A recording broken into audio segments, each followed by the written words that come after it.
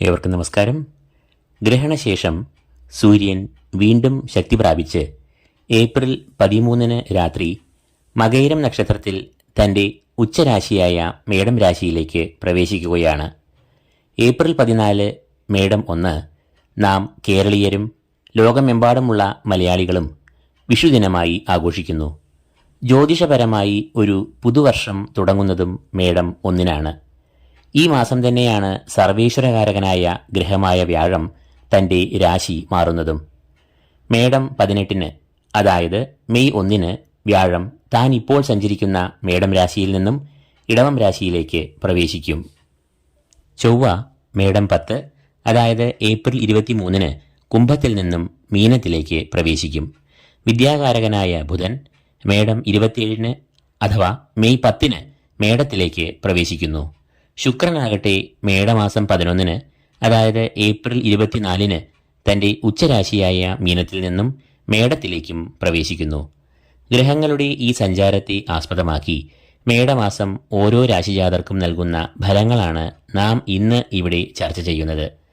ഇവിടെ പറയുന്നത് ഗ്രഹചാര ഫലങ്ങളാണ്. ഓരോ ഗ്രഹനിലയിൽ ഗ്രഹങ്ങളുടെ സ്ഥാനം, ദിഗ്ബലം എന്നിവ അനുസരിച്ച് പറയുന്ന ഫലങ്ങളിൽ ഏറ്റക്കുറച്ചിലുകൾ ഉണ്ടാകാം.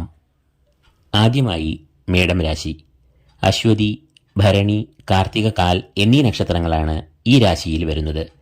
ഈ രാശിജാതരുടെ 5-ാം ഭാവാധിപനായ സൂര്യൻ ജന്മത്തിൽ സഞ്ചരിക്കുന്ന മാസമാണ് ഇത്. സന്താനഭാവം എന്നറിയപ്പെടുന്ന 5-ാം ഭാവം സ്നേഹബന്ധങ്ങൾ, വിവേകം, ജ്ഞാനം എന്നിവയെയും കുറിക്കുന്നു. പൊതുവെ ജന്മത്തിൽ സൂര്യൻ സഞ്ചരിക്കുമ്പോൾ പ്രതികൂലമായ ഫലങ്ങളാണ് നൽകുക. എന്നാൽ ഇവിടെ തൻ്റെ ഉച്ചക്ഷേത്രമായ മേടത്തിൽ സൂര്യൻ സഞ്ചരിക്കുമ്പോൾ അനുകൂലമായ ഫലങ്ങൾ വന്നുചേരും. കർമ്മരംഗത്ത് ഊർജ്ജസ്വലത, ഉയർച്ച, പ്രചോദനം എന്നിവ ഉണ്ടാകും. പുതിയ സംരംഭങ്ങൾ തുടങ്ങിയേക്കും. ശനിയും ചൊവ്വയും അനുകൂലമായ ഭാവങ്ങളിൽ നിൽക്കയാൽ സാമ്പത്തികമായി വളർച്ച ഉണ്ടാകുന്നതാണ്. ബിസിനസ് മേഖലയിലും ഉയർച്ച, ലാഭം എന്നിവ ഉണ്ടാകും. വിദ്യാർത്ഥികൾക്കും ഏറെ അനുകൂലമായ ഫലങ്ങൾ നൽകും. കുടുംബജീവിതത്തിലും സ്വസ്ഥത ഉണ്ടാകും. എന്നാൽ വരവ് കൂടുമെങ്കിലും ചെലവും അതുപോലെ അധികരിക്കുവാനുള്ള സാധ്യത ഉണ്ട്. അതിനാൽ ഈ രാശിജാതർ ധനവിനിയോഗത്തിൽ ഒരു കരുതൽ പുലർത്തേണ്ടതാണ്. കൂടാതെ ദേഹത്തിന് അസ്വാസ്ഥ്യം, അനാരോഗ്യം, അലച്ചിൽ എന്നിവ പ്രതികൂലമായ ഫലങ്ങൾ ആകുന്നു. വ്യാഴം മെയ് 1 മുതൽ ഈ രാശിജാതരുടെ ധനസ്ഥാനമായ 2-ലേക്ക് പ്രവേശിക്കുന്നതോടുകൂടി ഇവർക്ക് ഏറെ ഗുണാനുഭവങ്ങൾ, അനുകൂല ഫലങ്ങൾ എന്നിവ കണ്ടു തുടങ്ങും. ഇതോടുകൂടി മേടരാശിജാതരായ അശ്വതി, ഭരണി, കാർത്തിക, കാൽ എന്നീ നക്ഷത്രജാതരുടെ മേടമാസഫലങ്ങൾ ഇവിടെ പൂർണ്ണമാകുന്നു.